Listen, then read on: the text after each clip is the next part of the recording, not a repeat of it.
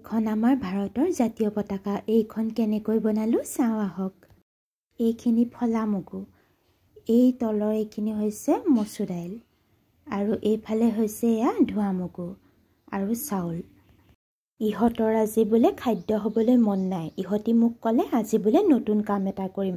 মই ক'লোঁ তোমালোক জাতীয় পতাকাকে হ'ব পাৰা, আৰু মই ইহঁতক অলপ সহায় কৰি দিছোঁ। নিজকে জাতীয় পতাকাৰ ৰূপত দেখিব বুলি ইহঁতৰ বৰ ফূৰ্তি। সেইকাৰণে ইহঁতি ধুনীয়াকৈ অভিনয় কৰিবলৈ সাজু হৈছে। প্ৰথমে ফেভিকল আঠা দি তাৰ ওপৰত মচুৰ দাইল লগাই দিছোঁ।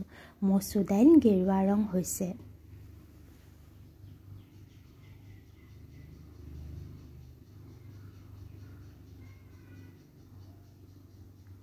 তাৰপিছত আকৌ ফেভিকল আঠা দিছোঁ, তাৰ ওপৰত চাউল লগাই দিছোঁ।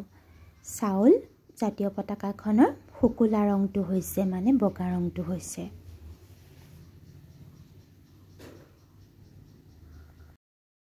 এতিয়া চাউলখিনিয়ে শুকুলা ৰঙৰ অভিনয় কৰি আছে। চাউলখিনিৰ এই বগা ৰঙৰ অভিনয় কৰি হৈছে আৰু।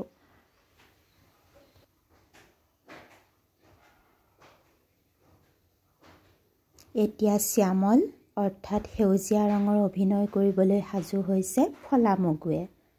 চাই থাকক, এয়া হৈছে সেউজীয়া ফলা মগু, বাকলি থকা ফলা মগু।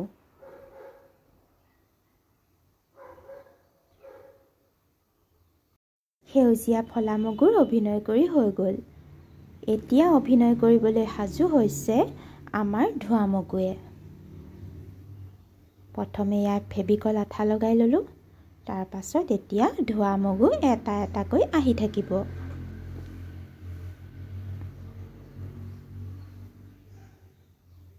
এয়া প্ৰথমে এটা গৈছে ধোৱা মগুৱে অভিনয় কৰিবলৈ, এয়া দুটা গৈছে, তিনিটা,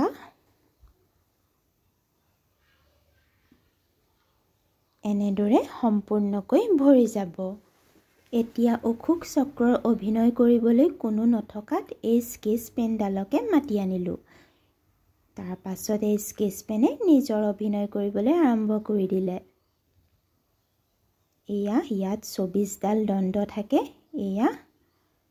এয়া হৈ যাব, এয়া হৈ গ'ল। এইখন হৈছে আকাশ।